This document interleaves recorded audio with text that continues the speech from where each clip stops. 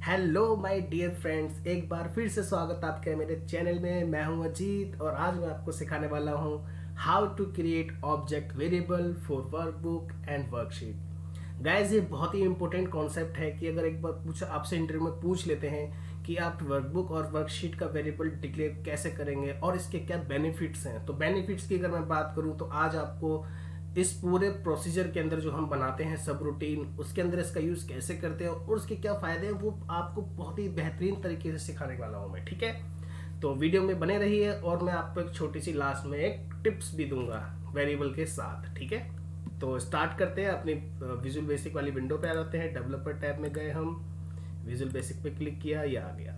मैंने यहाँ पर आज कोई कोड नहीं बनाया है फ्रेंड्स, ठीक है। मैं आपके साथ कोड बनाऊंगा क्योंकि इतना बड़ा कॉन्सेप्ट है नहीं है और इतना टाइम लगेगा भी नहीं। तो सबसे पहले हम वेरिएबल कैसे डिक्लेयर करते हैं, बेसिक वीडियो आप देख चुके हैं और ये इंटरव्यू सीरीज चल रही है तो आपको मैंने सिखा रखा है कैसे करते हैं, लेकिन मैंने आपको प्रैक्टिकल एग्जांपल के साथ में, क्योंकि इंटरव्यू में आपको वो करवाने के लिए क्वेश्चन देते हैं, आपसे पूछेंगे कि दिखाइए करके, ये लैपटॉप आपके सामने कर देंगे दिखाइए, तो वो चीज़ कैसे करेंगे। देखो, तरीका बिल्कुल सेम है। आप वर्कबुक का नाम लेना चाहो तो कुछ भी ले सकते हो। मैंने लिखा डब्ल्यू बी मतलब वर्कबुक। अगर आप कोई वर्कबुक का ऑब्जेक्ट बना रहे हैं तो उसका आप अपने हिसाब से नाम दे सकते हैं। आप ऐसे भी लिख सकते हैं, वर्क बुक, ऐसे भी लिख सकते हैं। जितना छोटा नाम रहेगा और मीनिंग अंडरस्टैंडेबल नाम, मीनिंगफुल नाम होना चाहिए। तो एज लिखा मैंने और वर्कबुक लिखा। ये एक वर्कबुक टाइप का वेरिएबल, आप ये देख सकते हैं कि ये आता है मेरे पास इंटेलिजेंस खुल के। ठीक है, एक होता है हमारे पास वर्कशीट का, तो डिम एस करके ले लेते हैं, डब्ल्यू एस एस वर्कशीट। इसका फायदा क्या है, फायदा बताता हूं मैं आपको। जब आप कोई भी वर्कबुक या वर्कशीट का वेरिएबल डिक्लेयर करते हैं, अभी आप क्या करोगे, सपोज कि मैं अगर यहां पर जाऊं शीट 2 पे और शीट 3 में ब्लैंक कर दूं इस तरीके से। ठीक है, मुझे क्या करना है, ये सारा डेटा कॉपी करना है और शीट 3 पे पेस्ट कर देना है, इतना सा काम करना है, या मुझे और भी कोई कैलकुलेशन करनी हो। ठीक है, तो आप क्या करोगे, ऐसे लिखोगे ना, worksheet bracket sheet 2 bracket dot activate या डॉट रेंज में क्या लिखना चाहता हूं, ऐसे करोगे आप। यही चीज तो नहीं करनी है। उसके बाद आपको फिर कहीं पे रेंज लिखना होगा। आप हो सकता है आपका क्लिक शीट 3 पे हो गया हो तो फिर से आप यही लाइन लिखोगे शीट 2। तो इसी चीज से तो बचना है फ्रेंड्स, यही फायदा है इसका। देखिए मैं दिखाता हूं आपको। अब आप सेट करने के, आप चाहते हो कि डब्ल्यू बी में शीट 2 का नाम आ जाए, तो आपको फर्स्ट टाइम सेट लिखना है, डब्ल्यू बी लिखना है, इक्वल टू लिखना है। अब आपको जो वर्कबुक है, आप इस वर्कबुक को इस तरीके से भी सेट कर सकते हो, दिस वर्कबुक, राइट, इस तरीके से कि भैया जो ये वर्कबुक है ये सेट हो गई है। ठीक है, यहां तक कोई प्रॉब्लम नहीं है। अब जैसे कोई वर्कबुक आप ओपन करते हो, प्रॉब्लम तो वहां आती है ना। जैसे ये करा हमने वर्कबुक्स डॉट ओपन, ये करा आपने। अब यहाँ पे आप पाथ दे दोगे वर्कबुक का, तो वर्कबुक जब ओपन हो जाती है फ्रेंड, सपोज कोई भी पाथ है, वर्कबुक जब ओपन हो जाती है तो वो एक्टिवेट रहती है, राइट। जैसे वो खुलेगी वही एक्टिवेट होगी। तो इस चीज के लिए हम एक वेरिएबल में असाइन कर देते हैं। मैं आपको एग्जांपल करके दिखाऊंगा तो बहुत लेट हो जाएगा। फिलहाल मैं अभी आपको सब, आप ऐसे भी कर सकते हैं। मैं आपको एक सिंपल वर्कबुक यहाँ पे दिखा देता हूँ। दिस वर्कबुक का मतलब जिस वर्कबुक के अंदर आप मैक्रो लिख रहे हो वो वर्कबुक, ओपन कितनी भी हो जाए, दिस वर्कबुक और एक्टिव वर्कबुक में यही डिफरेंस होता है। इसकी बात भी करेंगे हम नेक्स्ट आने वाली वीडियो में। तो दिस वर्कबुक, अब मैं कहता हूं कि वर्कशीट वाली वर्कशीट भी असाइन कर दो। जैसे मैं यहां पे लिखता हूं WS1 और एक वेरिएबल और डिक्लेयर कर लेता हूं वर्कशीट 2। ठीक है, अब कैसे करेंगे, सेट सेम चीज WS1 इक्वल टू।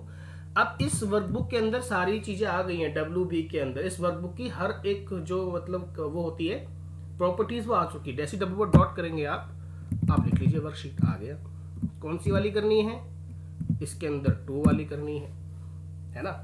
सेम चीज फिर कॉपी कर लीजिए, ये हो गया। यहाँ पे WS2 लिख दीजिए, इसमें 3 वाली कर दीजिए। अब इसका फायदा क्या है मैं वो बताता हूं आपको। अब आपको क्या है, किसी भी वर्कबुक से आपको डेटा लेना हो तो आपको उसको एक्टिवेट करने की या कुछ करने की जरूरत नहीं है। आप सिंपली क्या करो, ऐसे लिखो WS1 डॉट रेंज A1, ऐसे लिखा आपने, सिंपल। आप जरूरी नहीं है, आप देखो इस शीट पे क्लिक कर लो, आप इस पे तो कुछ नहीं है, मैंने इस पे सिलेक्ट कर रखा है, लेकिन मैंने वर्कशीट ऑब्जेक्ट किसका बना रखा है, WS1 में शीट 2 का। तो अब क्या होगा, मैं लिखता हूं, सॉरी हम लिखते हैं F1 में लिखते हैं dot value equal to technical justice point. ये लिखा मैंने, ओ सॉरी ये ब्रैकेट नहीं आएगा यहाँ पे, ये लिखा मैंने। अब मैं और कोई शीट भी एग्जिट कर लेता हूं। तो अब ये देखते हैं कि शीट 2 के अंदर हमारा F1 में टेक्निकल जस्टिस पॉइंट आएगा या नहीं। मैं क्लिक यहाँ पे करके रखता हूँ, ठीक है। इसको छोटा कर लेता हूँ, दोनों साइड लगा लेता हूँ, तब शायद आपको थोड़ा ज्यादा क्लियर हो जाए, है ना।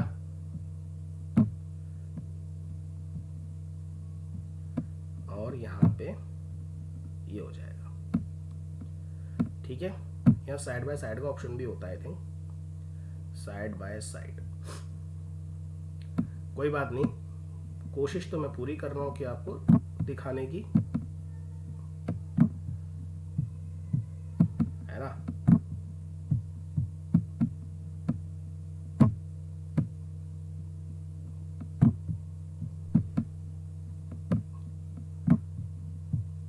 इसमें टाइम वेस्ट नहीं करते फ्रेंड्स, है ना। मैं आपको ऐसे ही दिखा देता हूं करके। जैसे मैं शीट 4 पे हूं, अब मैं एक एक करके अपना कोड चलाता हूं। ये वाला कोड है मेरा, F8 करते हैं। मैं आपको यहां दिखा सकता हूं इमीडिएट विंडो में कि हमारा क्या आ रहा है। कैसे देखेंगे हम, प्रिंट भी लिख सकते हैं, क्वेश्चन मार्क लगा दो, प्रिंट लिख के आप लिखो WS1 डॉट नेम, क्या नाम आ रहा है इसका, शीट 2 आ रहा है।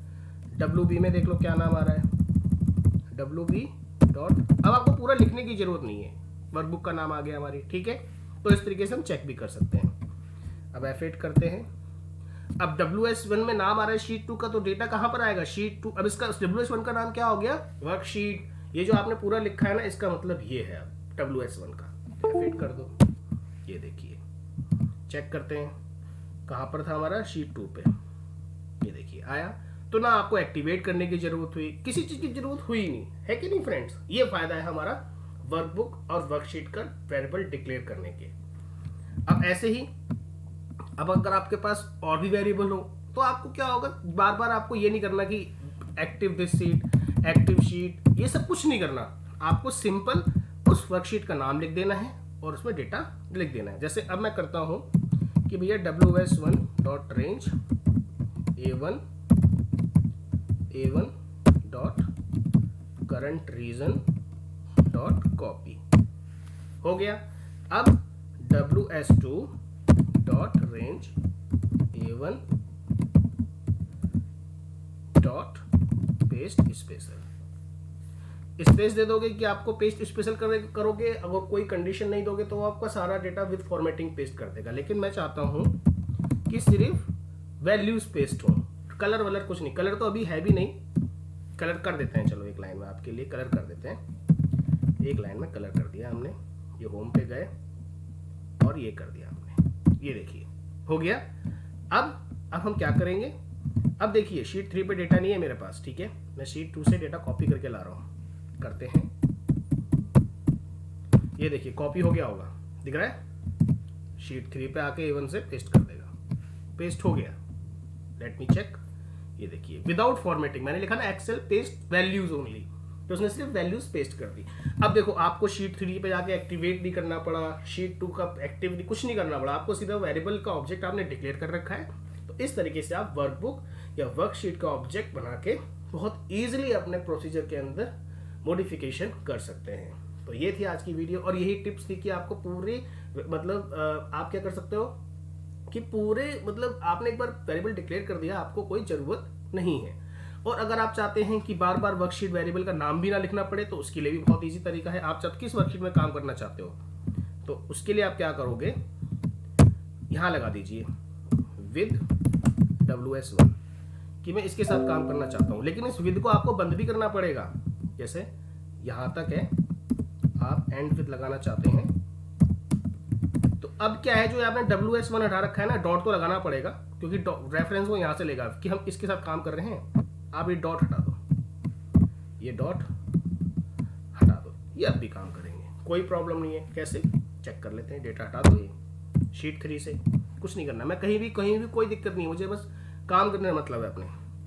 तो आप क्या करो, अब WS1 हमने ऊपर ही लिख दिया, तो बार बार आपको WS1 लिखने की भी जरूरत नहीं है। ये होता है रिपीटेशन वर्क से बचने का तरीका। F8 किया, कॉपी किया। अब देखो यहाँ भी मैं विद लगा सकता था, विद WS2, तो इसे भी आप कर सकते हो, कोई प्रॉब्लम नहीं है। तो तरीके हैं अपने अपने अलग अलग करने के। F8, बस जितना आप प्रोग्रामिंग को अपने अंदर चार चांद लगाओगे उतनी ही आपकी प्रोग्रामिंग बेहतर होती जाएगी। तो ऐसे ही जुड़े रहिए और आप लोग अपना प्यार देते रहिए। अगर आपको वीडियो अच्छी लगती है तो प्लीज़ आप मेरे चैनल को सब्सक्राइब कीजिए और मेरी वीडियो को लाइक कीजिए। Okay, bye bye guys, take care, आप लोग अपना ध्यान रखिए।